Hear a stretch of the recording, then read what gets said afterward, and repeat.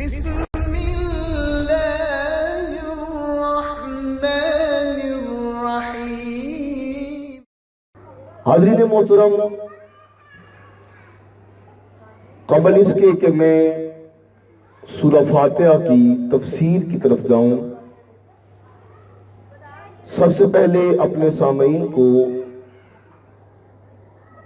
اختصار کے ساتھ تفسیر کی اہمیت سے آگاہ کرنا چاہتا ہوں۔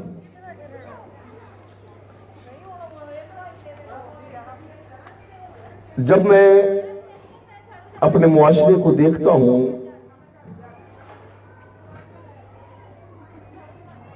تو بہت سے لوگ جو غلط عقائد کی طرف چلے گئے،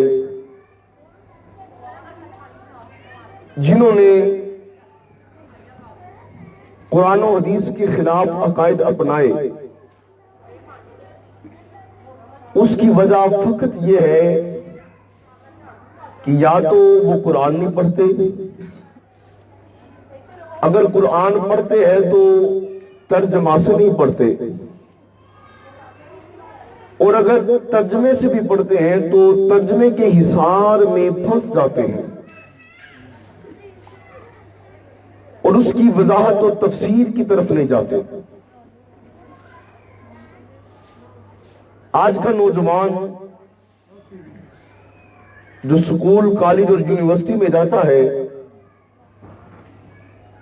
وہ قرآن مجید کے بین السطور جو ترجمہ ہے اس میں پھنسا رہتا ہے۔ وہ اس کو اپنی عقل کے مطابق سمجھنا چاہتا ہے، وہ اسے اپنے طریقے سے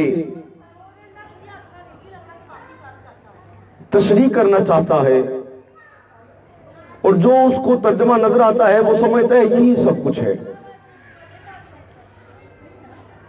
اسی وجہ سے پھر گمراہی کے راستے کھلتے ہیں۔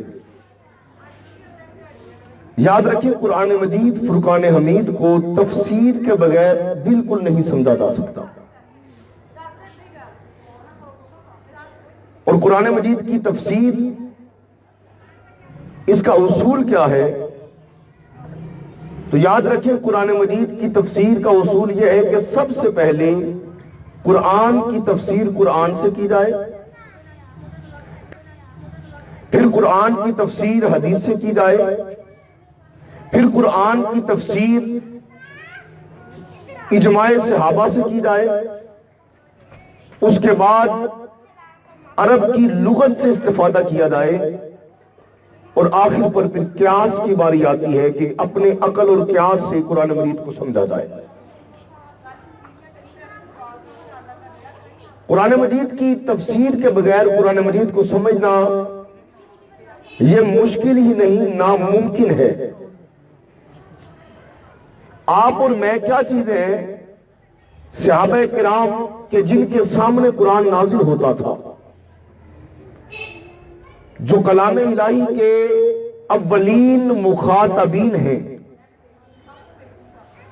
کہ جب قرآن نازل ہوتا تو سب سے پہلے وہ خطاب صحابہ کرام سے تھا، تابعین تو بعد میں آئے، تبع تابعین بعد میں آئے، سلف صالحین، آج تک ہم بعد کے لوگ ہیں، سب سے پہلے اس کے مخاطب صحابہ کرام ہوا کرتے تھے۔ قرآن مجید باوجود اس کے کہ صحابہ کرام عربی جانتے تھے، عربی دان تھے، لیکن بہت سے مقامات کو صحابہ کرام بھی آج خود نہیں سمجھ سکے۔ ان کو سمجھنے کے لیے حضور کی بارگاہ کی طرف ان کو رجوع کرنا پڑا۔ مثال کے طور پہ سورہ بقرہ آیت نمبر 187 جب وہ نازل ہوئی، کُلُوا وَاشْرَبُوا حَتَّى يَتَبَيَّنَ لَكُمُ الْخَيْطُ الْأَبْيَضُ مِنَ الْخَيْطِ الْأَسْوَدِ مِنَ الْفَجْرِ، آیت نازل ہوئی کہ روزے کے بارے میں ہے، کھاؤ پیو یہاں تک کہ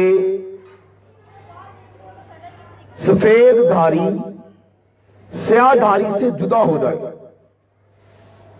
اب یہ قرآن آ گیا، یعنی روزے میں جب صبح سحری کرتے ہیں اس کے کھانے کا وقت بتایا جا رہا ہے، کھاتے رہو پیتے رہو یہاں تک کہ سفید دھاری سفید دھاگا سیاہ دھاگے سے جدا ہو جائے۔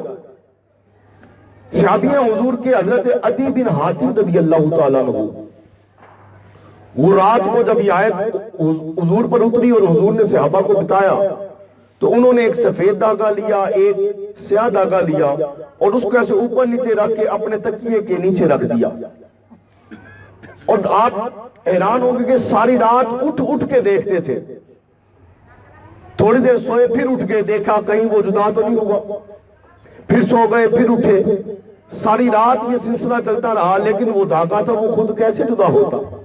کوئی جدا کرتا تو جدا ہوتا نا۔ اب صحابی جو عربی دان ہیں، عربی جانتے ہیں، اپنی زبان ہے ان کی عربی، لیکن صبح ہوئی حضور کی بارگاہ میں پہنچے اور سارا معاملہ عرض کیا تو حضور مسکرا پڑے، فرمایا اس کا مطلب یہ نہیں تھا جو آپ سمجھے ہیں، اس کا مطلب یہ تھا کہ جب صبح کی سفید دھاری سفیدی رات کی سیاہی سے جدا ہو جائے، یعنی جب رات چلی جائے اور دن آ جائے، یہ مراد ہے۔ تو قرآن مجید کی جو وضاحت ہے، تفسیر ہے، یہ آج خود نہیں سمجھی جا سکتی، بس خطا یہیں پہ ہوئی۔ اور اس کی اہمیت کیا ہے، اہمیت بھی سن لیجئے۔ حضور نبی اکرم صلی اللہ علیہ وآلہ وسلم نے ارشاد فرمایا، حضرت ابن عباس حدیث کے راوی ہیں، فرمایا قرآن مجید کے معانی کا فہم حاصل کرو، سمجھ حاصل کرو، پھر قرآن مجید کے معانی میننگز ان کو تلاش کرو، اس لیے کہ اللہ رب العزت کی بارگاہ میں سب سے فضیلت والا کام یہی ہے، اللہ اسی کام کو سب سے زیادہ پسند کرتا ہے۔ اور قرآن مجید میں اللہ رب العزت نے ارشاد فرمایا سورہ بقرہ آیت نمبر 269 میں، فرمایا وَمَن يُؤْتَ الْحِکْمَةَ فَقَدْ أُوتِیَ خَيْرًا كَثِیرًا۔ اے درس قرآن میں آنے والوں اور تفسیر قرآن سننے والوں اور تفسیر قرآن کے لیے وقت نکالنے والوں، تمہیں مبارک ہو۔ قرآن کہتا ہے کہ جس کو حکمت سے نوازا گیا اسے خیر کثیر عطا کی گئی، اسے بہت زیادہ بھلائی عطا کی گئی۔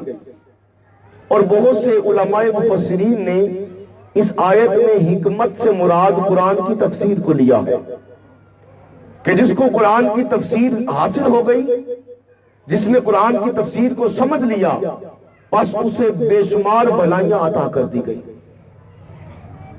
قرآن مجید کی تفسیر یہ بہت ضروری ہے۔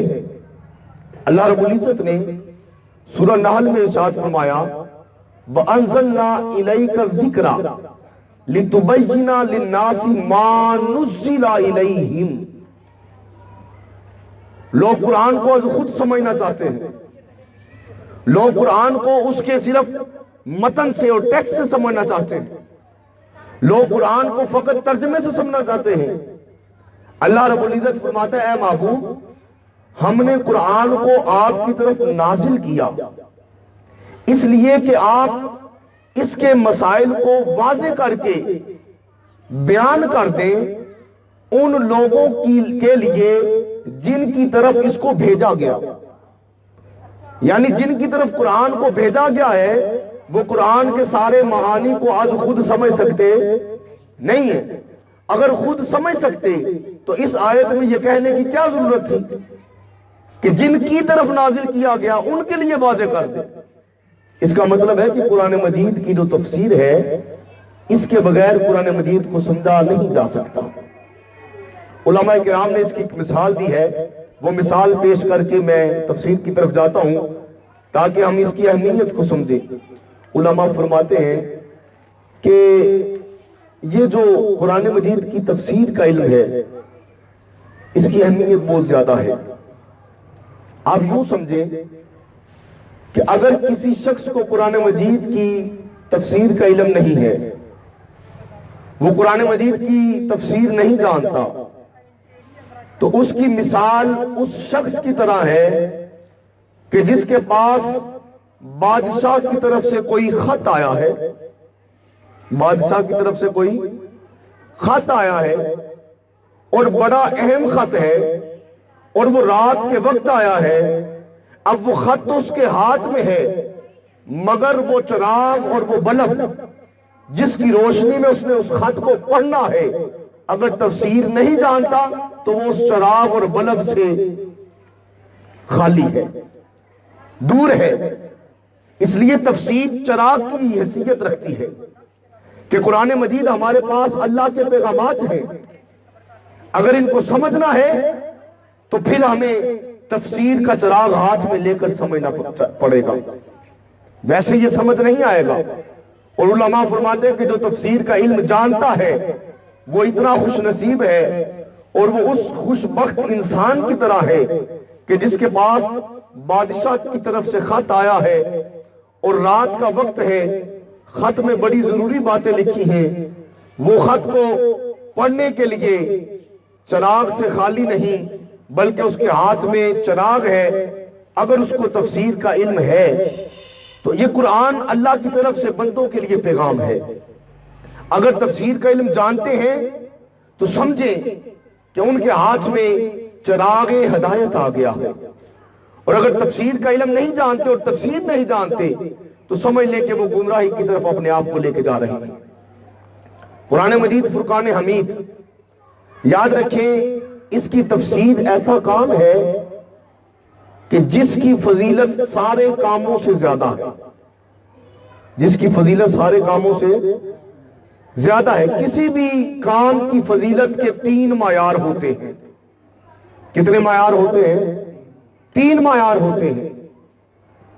اس کام کا موضوع کیا ہے، اس کام کی غرض کیا ہے، اور نمبر 3 اس کام کی صورت کیا ہے۔